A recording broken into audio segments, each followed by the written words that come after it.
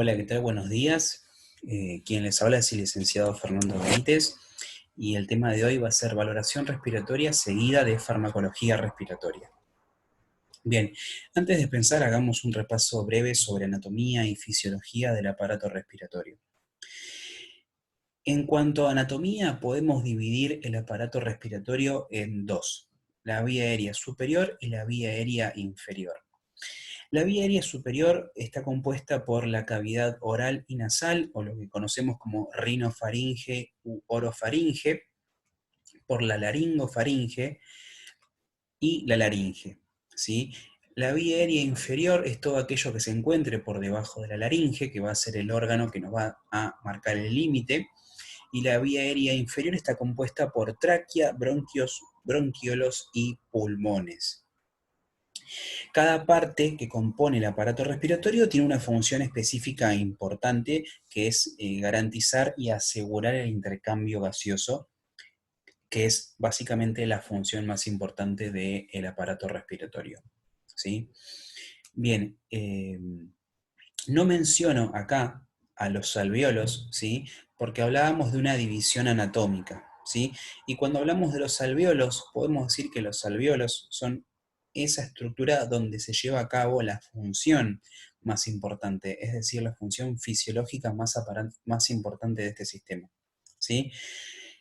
Tanto la vía aérea superior como la vía aérea inferior tienen un único propósito, ¿sí? El cual es filtrar, humidificar y calentar el aire que va a ser después intercambiado por los componentes que tiene la sangre, ¿no? Básicamente es esa la función más importante de la vía aérea, ¿sí? La del filtrado, el calentamiento y la humidificación del aire, ¿sí? Porque después cuando llegamos a los alvéolos es donde se produce propiamente dicha la respiración. Bien, lo que nosotros conocemos como respiración es el intercambio de gases que se produce entre el aire que inhalamos, ¿sí? Y la sangre. Y se produce por difusión, es decir, por gradientes de concentración o por diferencias de presiones. Entonces, en este proceso, el aire que ingresa, ¿sí?, a los alvéolos va a estar rico en oxígeno en este caso, y la sangre que llega hacia los alvéolos va a estar rica en dióxido de carbono, ¿sí? Entonces, el oxígeno va a pasar hacia la sangre y el dióxido de carbono va a salir de la sangre hacia los alvéolos, ¿sí?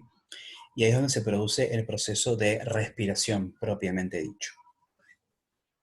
Como les decía, es en este lugar donde se lleva a cabo la función más importante del sistema, que es el intercambio gaseoso. Todo el resto de estructuras no cumplen la función de intercambio gaseoso. Si nos ponemos a pensar, por ejemplo, en la faringe, o en la laringe, o en la tráquea, o en los bronquios, ahí no se produce intercambio gaseoso. El intercambio gaseoso se produce aquí, en los alvéolos. Por eso les decía recién que todas las estructuras anteriores, la única función que tenían era la de filtrado, la de calentamiento y humidificación del aire que después va a ser intercambiado en esta porción, ¿sí? Es por eso también que los alvéolos están altamente vascularizados, es decir, llenos de vasos sanguíneos, porque es ahí, en este pequeño espacio, donde se produce el intercambio gaseoso, ¿sí? Y la unión entre los capilares venosos, ¿sí?, con los alvéolos es lo que se conoce como membrana respiratoria, que es ahí donde se produce dicho intercambio gaseoso. Bien, ahora sí, entrando en el examen físico-respiratorio, ¿sí? Para hablar de examen físico-respiratorio tenemos que tener en cuenta el examen físico en general y cada una de sus técnicas, la observación, la inspección, la palpación, la percusión y la auscultación, ¿sí? Bien, en cuanto a la observación, podemos decir que se puede observar a simple vista que el tórax se puede dividir anatómicamente en cuatro caras. Una cara anterior, que está por delante, una cara posterior, que está por detrás, y dos caras laterales, ¿sí? Y a su vez podemos seguir subdividiendo el tórax.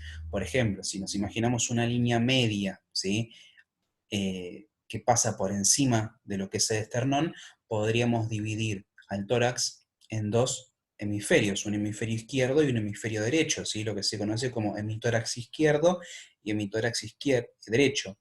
tanto en su cara anterior como en su cara posterior, ¿sí? Asimismo, también podemos dividirlo, por ejemplo, en su cara lateral, ¿sí? Si nos imaginamos las líneas axilares, y ahí tenemos, por ejemplo, la línea media axilar, ¿sí? La línea axilar anterior y la línea axilar posterior, ¿sí? Y así podemos seguir imaginando líneas, ¿sí? Y seguir subdividiendo el tórax en distintas regiones. Bien, ahora, cuando hablamos de inspección es una observación más meticulosa, ¿sí? En este caso, cuando hablamos de inspección, es importante tener en cuenta la simetría, que le diría que la simetría es lo más importante en cuanto a observación e inspección del tórax, ¿sí? ¿Qué es la simetría? Bueno, la simetría es ver que tanto el tamaño como la forma, ¿sí?, de un tórax sea igual que la otra, ¿sí? Por ejemplo, no podemos tener el tórax derecho más grande o más chico que el izquierdo, ¿sí?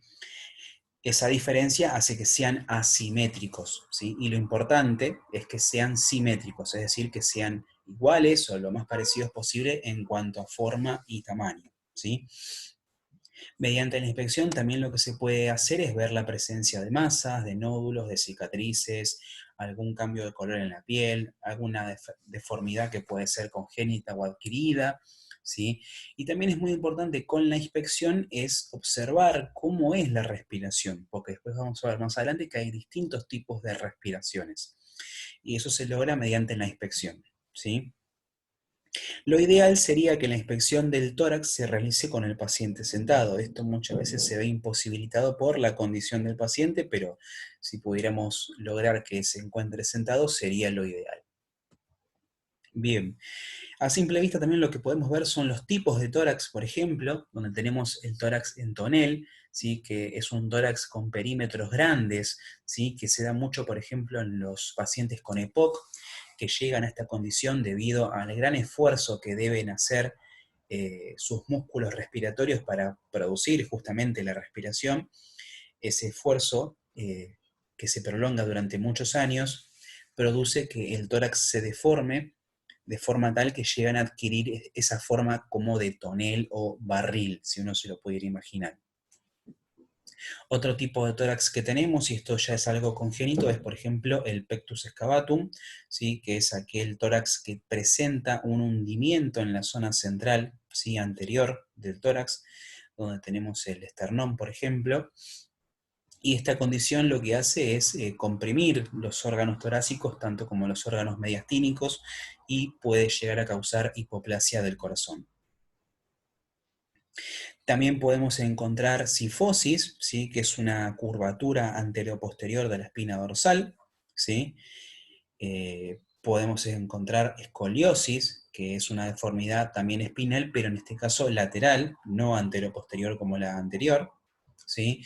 Y podemos encontrar también el tórax en quilla, ¿sí?, que es el levantamiento de la cara anterior del tórax, ¿sí?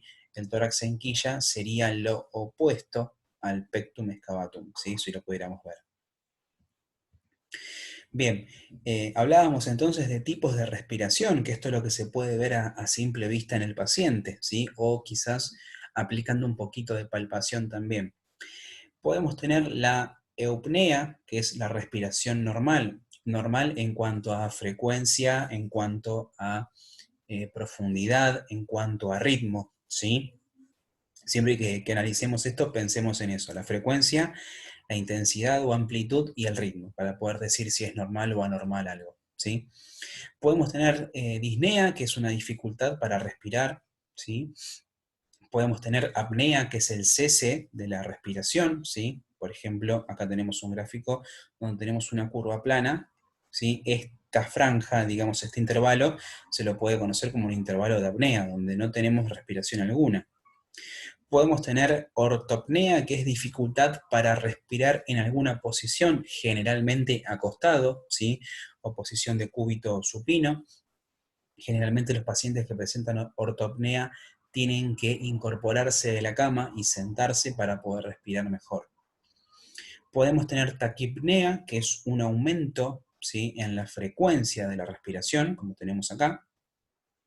Podemos tener bradipnea, que es lo opuesto, que es una disminución de la frecuencia de respiración, como vemos acá. podemos tener hiperpnea, ¿sí? Que es un aumento en la profundidad respiratoria, es decir, tenemos una inspiración profunda, y acá tenemos un gráfico de hiperpnea, por ejemplo, o lo opuesto, ¿sí? La hipopnea, que es la superficialidad de la respiración, ¿sí? Vamos a ver que tenemos otro tipo de respiraciones, como por ejemplo la famosa respiración de Cheyne-Stokes, ¿sí? Que es una respiración que alterna periodos de taquipnea con hiperpnea, seguido de periodos de apnea, y nuevamente otro periodo de hiperpnea y taquipnea, ¿sí? Es una respiración sumamente irregular, ¿sí? Porque altera periodos rápidos y profundos con periodos de apnea y vuelve nuevamente a la rapidez y la profundidad. Tenemos la que se conoce como respiración Kussmaul, que es un tipo de hiperpnea, porque son respiraciones muy profundas, y tenemos la respiración de Biot, que es una respiración totalmente desorganizada si la tuviésemos que comparar con las anteriores.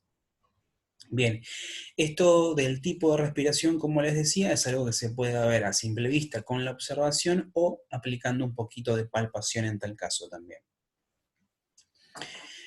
Bien, entonces, la palpación está dirigida, por ejemplo, a la búsqueda de sitios dolorosos, ¿sí? Aplicando palpación podemos ver si al paciente le duele en algún lado o no, ver la presencia de masas, de crepitaciones, encontrar fracturas, enfisemas, ¿sí? Podemos encontrar vibraciones o fremitos, ¿sí? Que esto lo que hace es transmitir las vibraciones bronquiales a través de la pared torácica, ¿sí? Esas vibraciones se pueden encontrar disminuidas o ausentes, por ejemplo, cuando tenemos algún obstáculo como masas o secreciones gruesas, ¿sí? Y se pueden encontrar aumentadas, por ejemplo, en presencia de tejido compacto, como se suele formar en la condensación neumónica, ¿sí? Y de ahí el famoso repetir el número 33 que te piden los médicos, ¿sí? Para ver si se encuentra, ¿sí? Esas vibraciones aumentadas cuando uno dice esa palabra. Otra de las técnicas que se aplica es la de percusión, que bueno, ¿qué es la percusión? Es el acto de golpear, ¿sí? Sobre una superficie, en este caso el tórax, para evaluar estructuras subyacentes y el tejido pulmonar, ¿sí? ¿Cómo se hace entonces la percusión torácica? Bueno, es muy importante tener en cuenta que a la hora de realizarlo se debe ir comparando mismas áreas de ambos hemitórax, ¿sí? Es decir, si evaluamos, por ejemplo, los vértices pulmonares, hay que ir evaluando uno por uno, ¿sí? Nunca primero todo un lado y después del otro. ¿Por qué? Porque acá lo que uno busca es comparar. Entonces, si uno, por ejemplo, percute un área, va a evaluar el sonido que sale de esta área en comparación al sonido que sale de esta área. Cuando yo después percuta acá, voy a ver si el ruido que se obtiene es el mismo que el que obtenemos cuando percutimos acá, y así sucesivamente, ¿sí?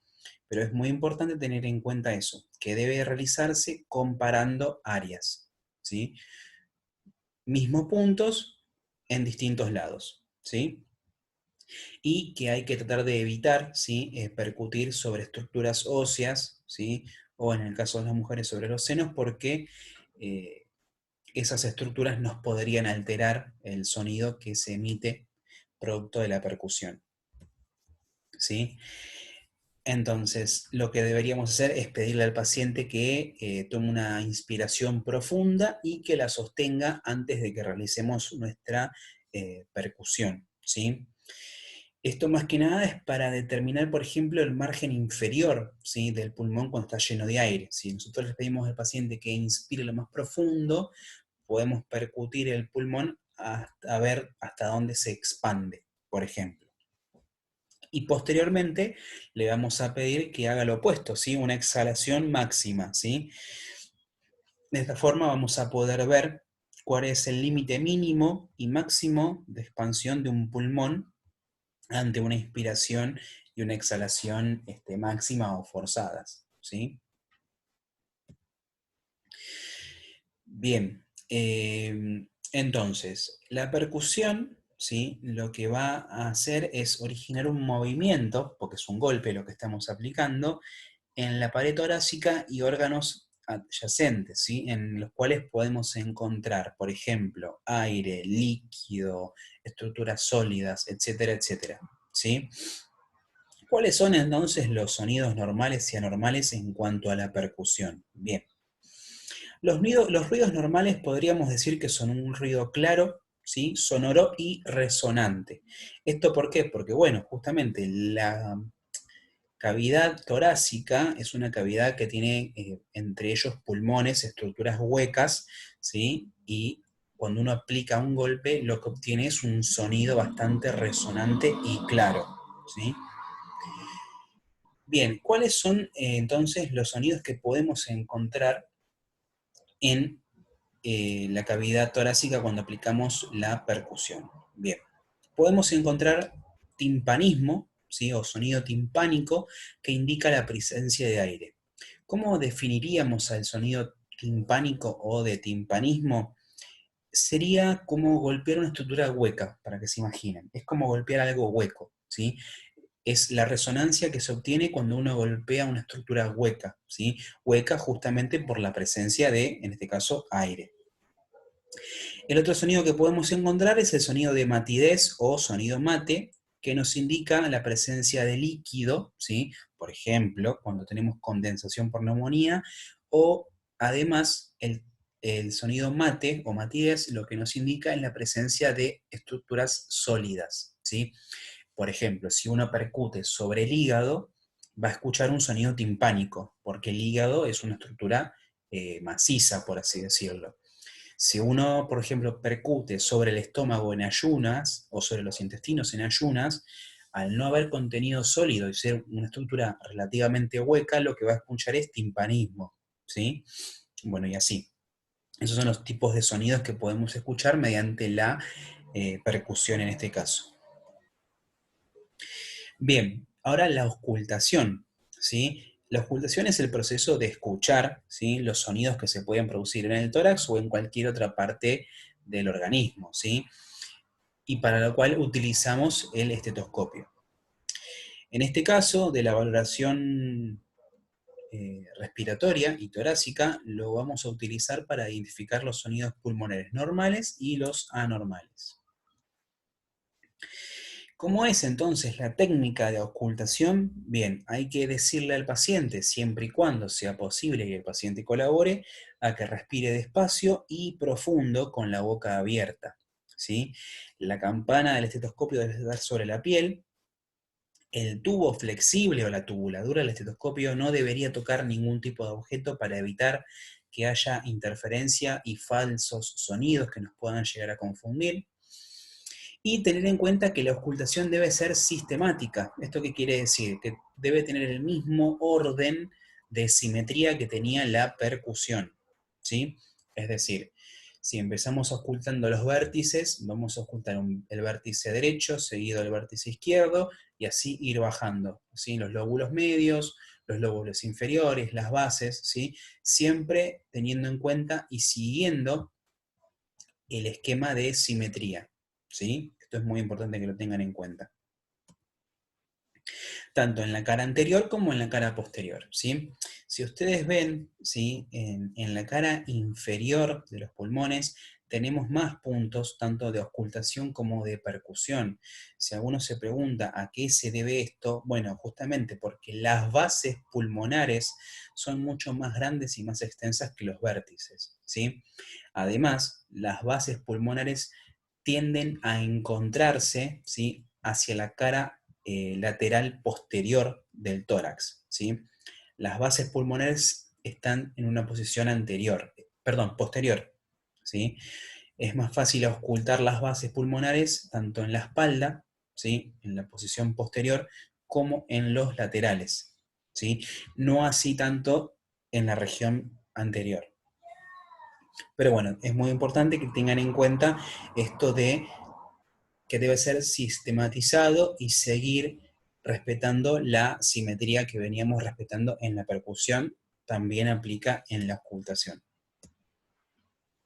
Bien, entonces, ¿qué debemos tener en cuenta a la hora de escuchar o auscultar esos sonidos pulmonares, ¿sí? El tono, la amplitud o intensidad, hablamos del volumen, ¿sí? Y la duración de esos sonidos entre inspiración y exhalación, ¿sí? Cuando hablamos del tono es decir a cómo suena, ¿sí? Vamos a ver que puede haber ruidos sibilantes, crepitantes, etcétera, etcétera, ¿sí? Los sonidos normales son los que conocemos como, por ejemplo, sonido vesicular o normal, que es de un tono bajo, de intensidad suave y que se localiza en el área periférica del pulmón, ¿sí? Es decir, todo alrededor. El sonido broncovesicular, que es un ruido de tono moderado, de intensidad moderada y que se puede encontrar alrededor de la parte superior del esternón, entre las escápulas, por ejemplo, ¿sí? Y tenemos también el sonido bronquial o traqueal, que es de un tono alto, de una intensidad fuerte y que se puede localizar o ocultar justamente sobre la tráquea. Bien, ahora, si hablamos de ruidos, por ejemplo, adventicios broncopulmonares, esto quiere decir ruidos que son anormales, podemos encontrarnos, por ejemplo, con los estertores, que se pueden originar tanto en la tráquea como bronquios o pulmones, y que son producidos por la vibración que genera un líquido que no debería estar en ese sitio, ¿sí? También puede ser producido por exudado, es decir, una supuración, por ejemplo, o por moco dentro del árbol respiratorio. El ejemplo más común que se suele aplicar para decir, a ver cómo reconocemos un estertor o un crepitante es frotar cabello en la campana o un estetoscopio y escuchar cómo suena eso, ¿sí? Los estertores crepitantes suenan muy parecido a eso, ¿sí? Al frote del cabello en una campana de estetoscopio, ¿sí? Entonces, estos crepitantes se pueden deber a líquido en los alvéolos, por ejemplo, ¿sí? Generalmente en el final de la inspiración, ¿sí? Aunque también pueden aparecer durante todo el proceso, ¿sí? Pero generalmente son en el final de la inspiración, ¿sí? Son como crujidos, ¿sí? Lo pueden escuchar así, producto digamos, del medio húmedo que le produce el líquido que genera este sonido, ¿sí? Bien, también podemos tener, por ejemplo, estertores secos, ¿sí? Que siguen siendo crepitantes, que se deben al paso del aire por canales estrechados, ¿sí? Ya sea por una tumefacción, un tumor, o por mucosidad viscosa, ¿sí? Que está adherida a las paredes bronquiales, y que se pueden llegar a confundir con algún silbido o algún ronquido muy profundo, ¿sí? Además de los crepitantes, ¿sí? Que recuerden que los crepitantes que nos indicaban la presencia de líquido, ¿sí? Vamos a tener, por ejemplo, sibilancias, ¿sí? ¿Qué son las sibilancias? Bueno, son un sonido, ¿sí? Muy similar a un silbido, de ahí el nombre sibilancia, y que es producido por un bronquio fino, ¿sí? Esto se da mucho, por ejemplo, en el broncoespasmo, al reducirse la luz, ¿sí? De la vía aérea se produce el sonido sibilante, ¿sí?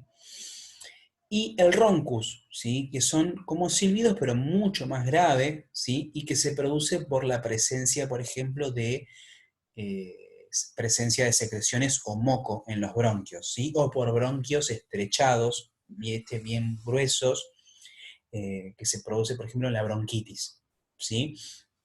Así que bueno, básicamente el roncus es, como su nombre lo indica, un ronquido que uno puede escuchar en presencia de mocos, por ejemplo, es muy común.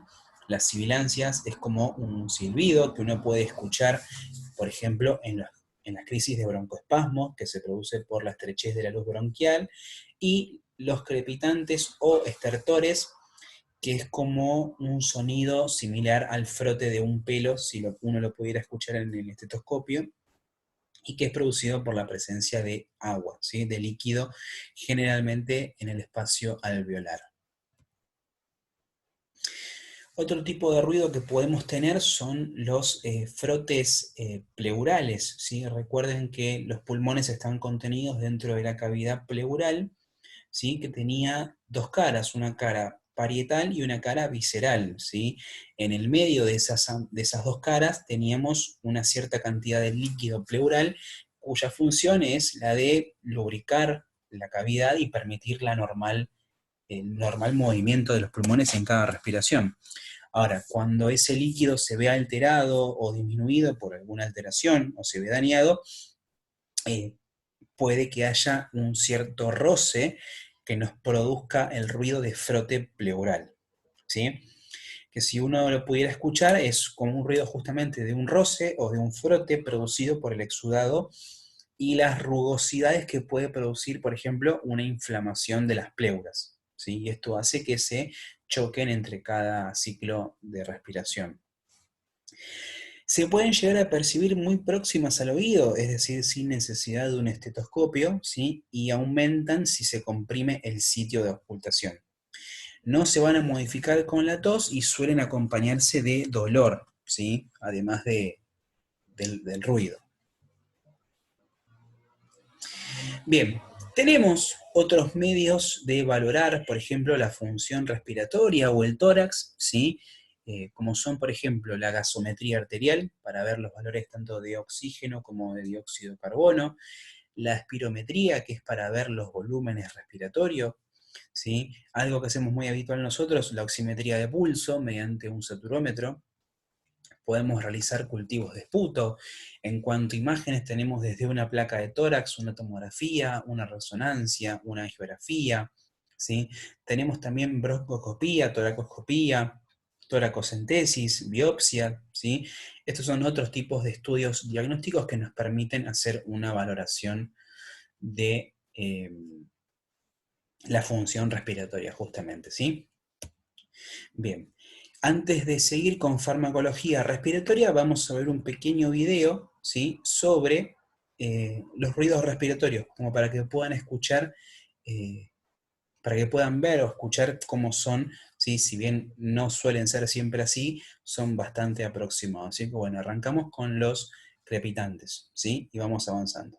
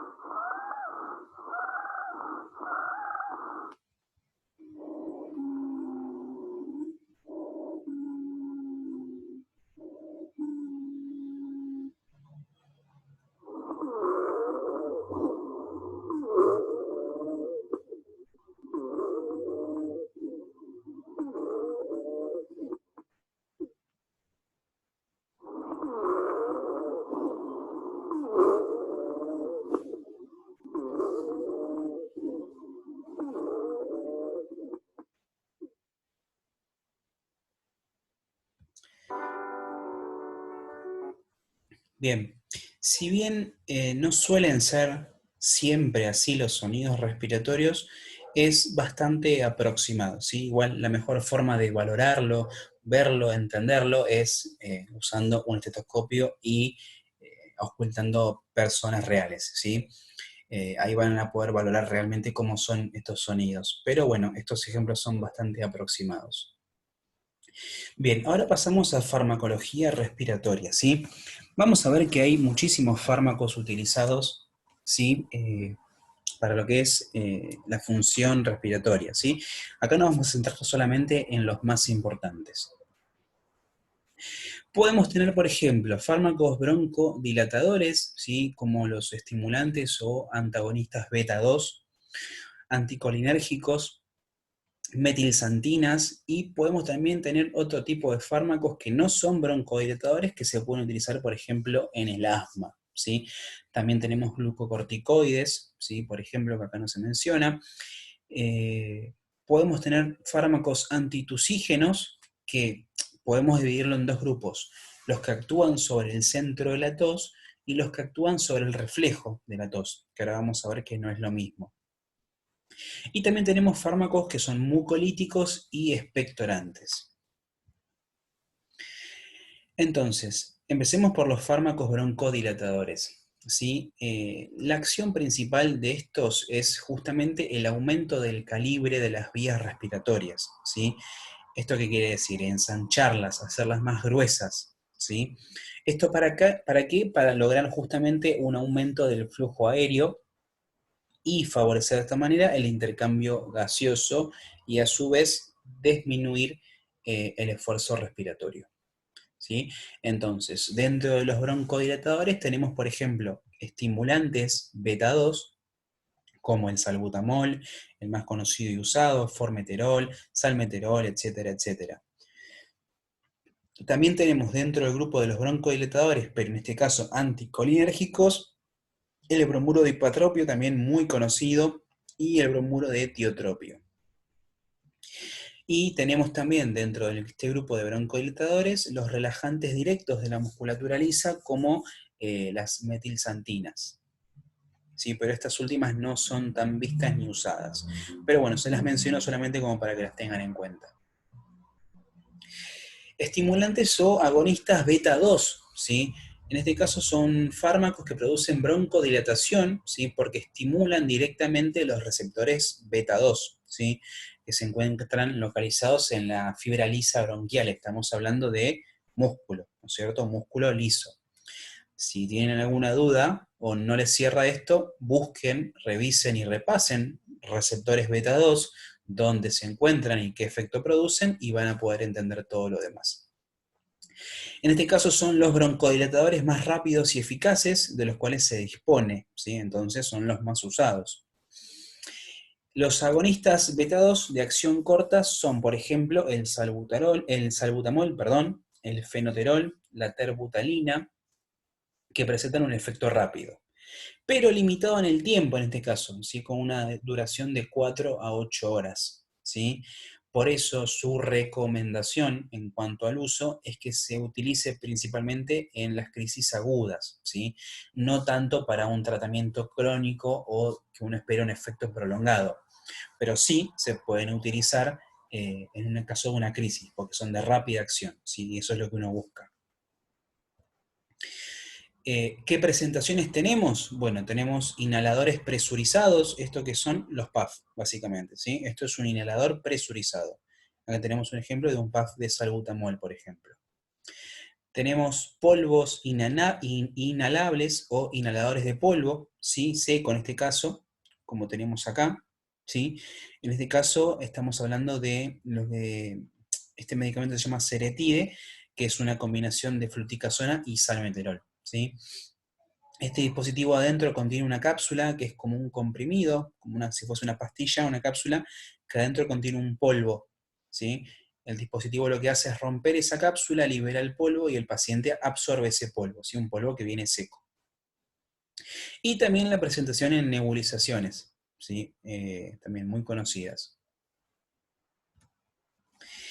El otro grupo de broncodilatadores que habíamos visto son los anticolinérgicos, que la función de estos es bloquear, ¿sí?, de forma competitiva los receptores muscarínicos de la acetilcolina, también a nivel de la fibra lisa, ¿sí?, del músculo liso pulmonar. Y de esta manera producen broncodilatación, ¿sí? Si también esto les suena confuso, no lo vamos a aplicar acá, vayan a repasar receptores muscarínicos, acetilcolina, ¿sí? ¿Qué pasa cuando se estimula o inhiben? Y bueno, van a entender por qué el efecto entonces.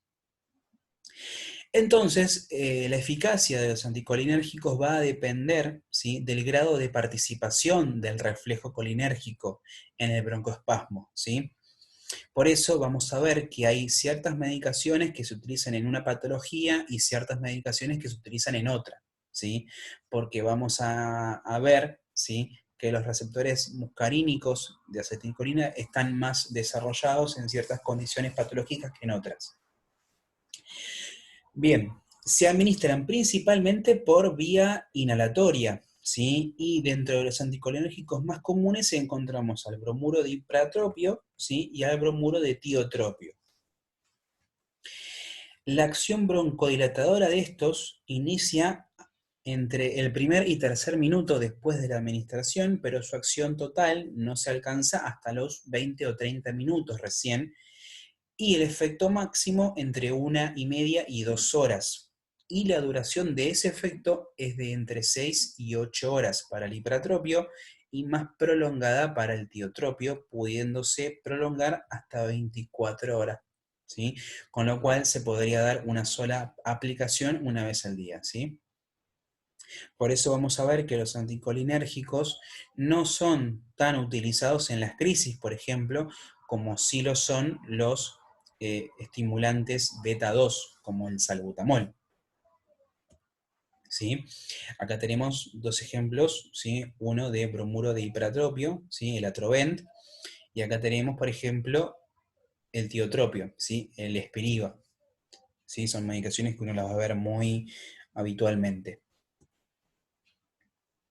Después tenemos otro grupo, ¿sí?, muy grande, que son los glucocorticoides, ¿sí? Y acá yo les puse algunos ejemplos, ¿sí?, como el budesonide, ¿sí?, que lo pueden encontrar en presentación de PAF, en presentación también de gotas para nebulización, la fluticasona también, siempre en presentación de PAF, e inclusive la hidrocortisona en una presentación de polvo liofilizado en ampolla para administración endovenosa, ¿sí? ¿Por qué les muestro así estas imágenes? Porque, bueno, los glucocorticoides se pueden administrar de distintas formas, ¿sí? Ya sea por la vía aérea, ¿sí?, por vía inhalatoria, por vía endovenosa, por vía intramuscular, ¿sí?, distintas vías. Acá tenemos un gráfico, ¿sí?, del efecto que producen los glucocorticoides, ¿sí? Básicamente el efecto de los glucocorticoides, ¿sí?, lo que uno busca es el efecto antiinflamatorio que producen, ¿sí? Esto es lo más importante que buscamos en esta medicación, ¿sí? Vamos a ver que hay ciertos pacientes que se medican, por ejemplo, con fluticasona o con budesonide, o ustedes mismos quizás en algún día, en alguna emergencia, tengan que administrar hidrocortisona a algún paciente que está con broncoespasmo. Entonces se preguntarán, ¿cuándo utilizar, por ejemplo, un salbutamol o cuándo utilizar un Atrovent, ¿sí?, un bromuro de ipratropio, y cuándo utilizar un glucocorticoide? Bueno, eso va a depender de la condición, de la patología de base que tenga el paciente y de lo que esté surgiendo en el momento, ¿sí? Ya vimos, por ejemplo, que es muy importante tener en cuenta del salbutamol y de todos los beta 2 su rápida acción, pero corto efecto en el tiempo, ¿sí? Y sin embargo, los anticolinérgicos tardan un poquito más en hacer efecto, pero su efecto es un poquito más prolongado, ¿sí? Ahora bien, los glucocorticoides, el efecto que producen, ¿sí?, es efecto antiinflamatorio.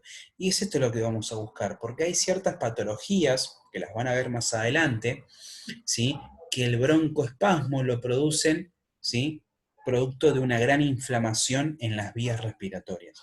Entonces, en esos casos, en esos pacientes con esas patologías, uno lo que va a elegir es administrar un glucocorticoide justamente por el efecto antiinflamatorio. Bien, también tenemos fármacos antitusígenos, ¿sí? Pero bueno, tengamos en cuenta lo siguiente. La tos es un mecanismo reflejo defensivo para proteger las vías respiratorias, por ejemplo, de cuerpos extraños o para eliminar el acúmulo de secreciones, polvo, etcétera, ¿sí? Entonces, es algo que a nosotros nos está defendiendo, por así decirlo, la tos. Entonces, en este caso es muy importante distinguir la tos productiva, ¿sí? Que es aquella tos que está destinada justamente a expulsar las secreciones, el polvo y los cuerpos extraños, de la tos no productiva. ¿Sí? Esta tos no productiva es una tos de carácter irritativo, ¿sí? Y es esta tos, la tos no productiva, la que debe tratarse con los fármacos antitusígenos, ¿sí? También hay que tener en cuenta, ¿sí?, la utilización de antitusígenos cuando se vea, por ejemplo, modificado el descanso de la persona, ¿sí? Si una persona, por ejemplo, tiene ataques de tos por la noche, consideremos su descanso y ahí podremos considerar la administración de un antitusígeno, ¿sí? Entonces, tenemos distintos tipos de antitusígenos, como habíamos visto al principio, de acción central y de acción periférica, por ejemplo. De acción central, ¿qué quiere decir? Que actúan directamente sobre el centro regulador de la tos, ¿sí? Y ahí podemos clasificarlos dentro de otros grupos. Por ejemplo, en los grupos de narcóticos encontramos a la codeína, la morfina, la metadona, etc. Los antihistamínicos, como por ejemplo la difenidramina, que esto es Benadryl, dicho de otro modo, ¿sí?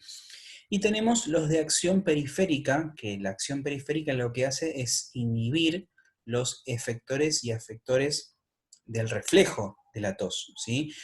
Unos actúan sobre el centro regulador de la tos y otros actúan sobre, ¿sí?, los reflejos de la tos. Y acá encontramos, por ejemplo, la lidocaína, ¿sí? Bien, hablemos entonces sobre los antitusígenos que actúan sobre el centro de la tos, ¿sí? ¿Cómo actúan? Bueno, actúan aumentando el umbral necesario, ¿sí?, para producir la tos. Es decir, lo que hacen es ir inhibiendo, ¿sí?, el centro regulador de la tos para que necesite más estímulo para llegar a producir la tos, ¿sí? Eh, Principalmente son derivados de los opioides, ¿sí?, es decir, que son narcóticos y también no narcóticos en este caso, y algunos antihistamínicos H1, como decíamos recién, como la difenidramina. La codeína en este caso es el antitusivo, en este caso narcótico, de acción central más utilizado, ya que es el que tiene mayor eficacia, ¿sí? Y actúa por acción directa sobre los centros vulvares de la respiración y de la tos. Por eso es muy importante tener en cuenta a la hora de su administración que puede llegar a producir depresión respiratoria. Se absorbe muy bien por vía oral y produce menor dependencia, ¿sí?, y menor depresión respiratoria que la morfina, por ejemplo, ¿sí? Siempre y cuando tengamos en cuenta la dosis que administramos, ¿sí? Por ejemplo, en dosis de antitusígeno, las reacciones adversas son excepcionales, pero pueden aparecer algunas reacciones como típicas de los opioides, como son las náuseas, los vómitos, el estreñimiento, la sedación y las palpitaciones, ¿sí? Un ejemplo muy claro de esto es la codelasa, ¿sí? La codelasa lo que contiene es codeína, básicamente. Y aquellos que la hayan tomado alguna vez o hayan conocido a alguien que la haya ingerido, seguramente les puedan referir o se acuerden que entre los efectos secundarios está la sedación, es decir, provoca bastante sueño, alivia significativamente la tos, pero también puede llegar a producir depresión respiratoria, ¿sí? Entonces es muy importante tener en cuenta la dosis que se administra de esta medicación, ¿sí? También tenemos antitusivos que no son narcóticos, como en este caso el dextrometoforfano, que uno dice, bueno, ¿qué es? Nunca lo escuché, nunca lo vi. Bien, actúa igual que la codeína, ¿sí? Es decir, es de acción central sobre el centro de la tos. Pero en este caso no origina depresión respiratoria, lo cual es algo muy importante, ¿sí? y no tiene tampoco actividad analgésica como sí lo tiene la codeína, y tampoco produce dependencia, ¿sí? Es un fármaco bien tolerado en este caso y casi no presenta efectos adversos. En alguna que otra ocasión puede aparecer algo de somnolencia, pero es muy poco habitual, ¿sí? Entonces es un inhibidor, ¿sí?, de la tos de acción central comparable con la codeína, no tan potente como esta, pero sin producir los efectos adversos más peligrosos que presenta la codeína, como la de depresión respiratoria en este caso, ¿sí? Ahora uno se pregunta, ¿qué es esta medicación? Nunca la vi, nunca la tomé. Y quizás sí, pero no le habrán prestado atención, ¿sí? Acá tenemos el famoso jarabe de Vic, el 44, contiene dextrometoforfano, ¿sí? Esto, como habrán visto muchos, es de venta libre, ¿sí? Y es un antitusivo muy utilizado, ¿sí? Es de venta libre, no así como la codeína. ¿Mm? Bien. Ahora bien, teníamos también antitusígenos que no eran de acción central, pero sí periféricos, es decir, que actúan sobre el reflejo de la tos. Y como yo les dije recién, son fármacos que actúan sobre las vías aferentes y eferentes que transmiten la sensación de tos, ¿sí? Se trata sobre todo de sustancias anestésicas locales como la lidocaína, que es utilizada, por ejemplo, en la vía aérea ante procedimientos invasivos como las broncoscopías, ¿sí? Es muy utilizado, ¿sí? Por ejemplo, cuando se le va a hacer una broncoscopía al paciente. Una broncoscopía es un procedimiento donde se le introduce una cámara a través de una tubuladura en las vías aéreas al paciente. Lógicamente ese procedimiento va rozando y tocando toda la vía aérea, pudiendo producir el reflejo de la tos. Entonces, previo a eso, lo que se hace es rociar la vía aérea con este spray de lidocaína para así anular ese reflejo de la tos. Y por último tenemos los fármacos mucolíticos y expectorantes, ¿sí? Pero bueno, acá entramos en el mismo dilema que los antitusivos, ¿sí? Dijimos que la tos, según el tipo de tos, es un mecanismo de defensa que tiene el organismo. Bueno, lo mismo ocurre con las secreciones, ¿sí? Son un mecanismo de defensa para proteger las vías respiratorias, ¿sí?, de agentes externos y para lubricar, ¿sí?, y mantener unas condiciones de humedad adecuadas en la vía aérea, ¿sí? Pero, como dijimos recién, al igual que la tos, cuando es una tos no productiva y que es más molesta que otra cosa, también podemos tener secreciones que son muy excesivas o que no pueden eliminarse adecuadamente, generando así más complicaciones. En ese caso, se puede considerar la administración de un mucolítico o expectorante, ¿sí? Y ahí tenemos distintos tipos, ¿sí?, de mucolíticos y expectorantes. Muchos están realmente discutidos sobre sus beneficios y muchos quizás tampoco los hayan escuchado. Acá solamente les voy a mencionar el más utilizado y visto de todos ellos, que están dentro del grupo de los azufrados, ¿sí? Estamos hablando de la N-acetilcisteína, ¿sí? También lo pueden haber visto como Acemuc o Curamuc, ¿sí?, que es esta que tenemos acá, que son unos comprimidos, pastillas efervescentes, que se toman vía oral y lo que hacen es reducir la cantidad de secreciones que se pueden producir en la vía aérea. Bueno, eso es todo. Espero que hayan entendido, que les haya gustado. Si tienen alguna duda, no duden en consultar a su tutor. Así que bueno, les dejo un saludo muy grande y que sigan bien.